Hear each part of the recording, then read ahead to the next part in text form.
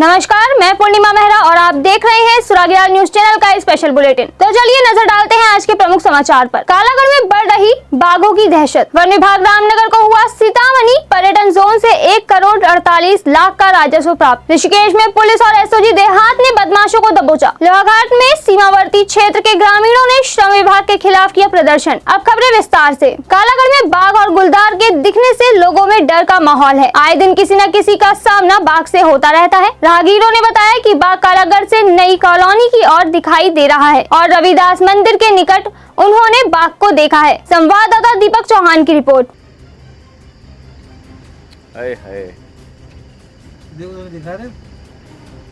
देखना उधर ही देख रहा है, कोई आ गया तो क्या होगा यार। पैदल समय जो है ये उसका वास स्थल है, वहाँ पे अधिकांश से यहाँ पे आबादी क्षेत्र है, तो यहाँ पे हमने जो भी लेपर्ड टाइगर दिख रहा है उसके लिए अपने स्टाफ की को सतर्क कर दिया है एवं जो जनता है उसको सूचित किया जा रहा है कि आप अकेले दुकेले ना जाएं और समय से घर को चले जाएं। सीतामढ़ी जोन से वन विभाग रामनगर को 1 करोड़ 48 लाख रुपए व कॉर्बेट फॉल एवं बाराती रॉड झिरना से 50 लाख 84 हजार की आमदनी हुई है। इस बार भारी मात्रा में पर्यटकों ने सीतामढ़ी जोन में इस जगह के बारे में जानकारी उठाने के साथ ही इस जोन में काफी लुत्फ उठाया। संवाददाता कैलाश सियाल की रिपोर्ट।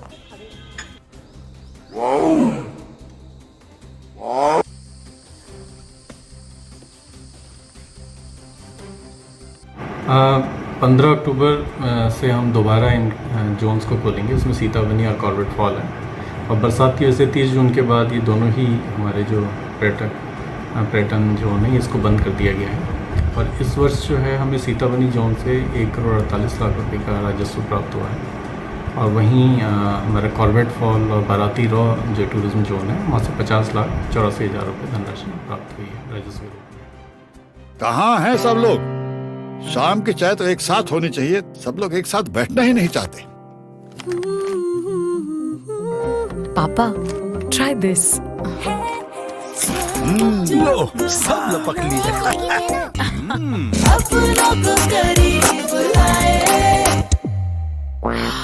ये क्या हाल कर दिया है रूम का? बस कल से चाय? कल से चाय मेरे रूम में। देवरपन नमकीन अपनों को करीब लाए। आज काशीपुर में महाराणा प्रताप चौक पर हरे भरे पेड़ बचाओ संघर्ष समिति ने गिरिताल के हरे भरे सड़क के किनारे खड़े पेड़ों को बचाने के लिए हस्ताक्षर अभियान चलाया, जिसमें धर्म यात्रा महासंघ के महेश अग्निहोत्री, आरपी राय, योगेश विश्नोई, अश्विनी शर्मा, ज्योतिर्मय बिष्ट, भावना, रमेश मेहरा, शालिनी शर्मा, पीयूष गौड़, भूपेंद्र गिरी आदि शामिल रहे। ऋषिकेश में पुलिस और एसओजी देहात की टीम ने 2 शातिर बदमाशों को गिरफ्तार किया है, जिन्होंने जेल से छूटने के बाद ऋषिकेश में बाइक चोरी और राह चलती महिला से पर्स छीनने की वारदात को अंजाम दिया था। संवाददाता दीपक नारंग की रिपोर्ट।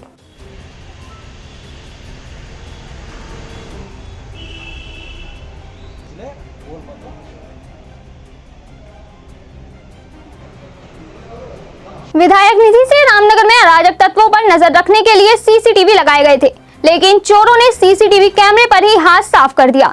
सीसीटीवी कैमरे की चोरी होने पर विधायक दीवान सिंह बिष्ट ने नाराजगी जाहिर कर कोतवाली पुलिस से इसकी शिकायत की है। संवाददाता कैलाश सियाल की रिपोर्ट।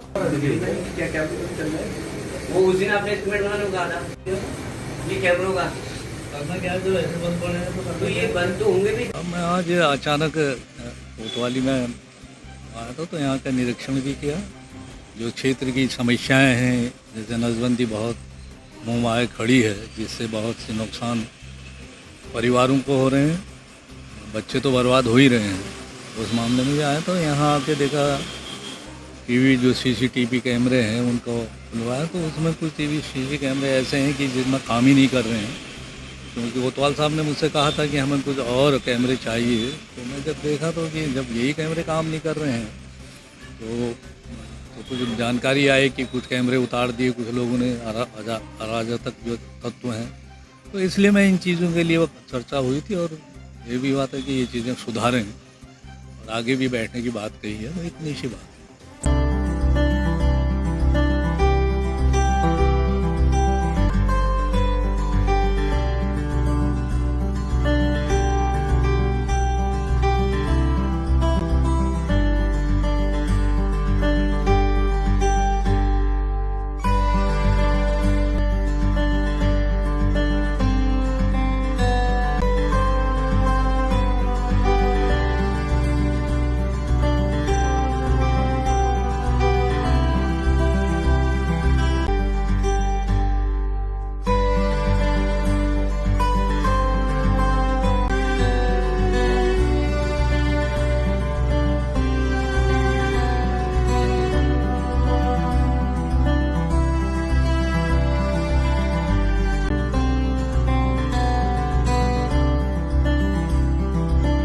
जयश्री कॉलेज के पैरामेडिकल अनुभाग में लंबे समय से मिल रही शिकायत के बाद प्रशासन ने जांच के बाद पैरामेडिकल अनुभाग को सील किया है।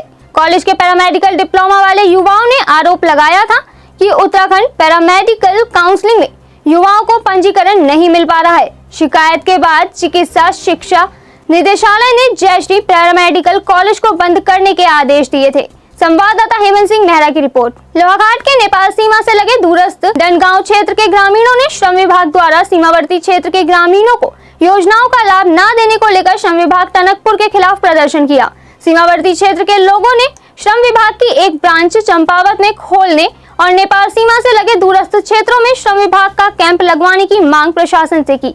संवाददाता लक्ष्मण सिंह बिष्ट की रिपोर्ट।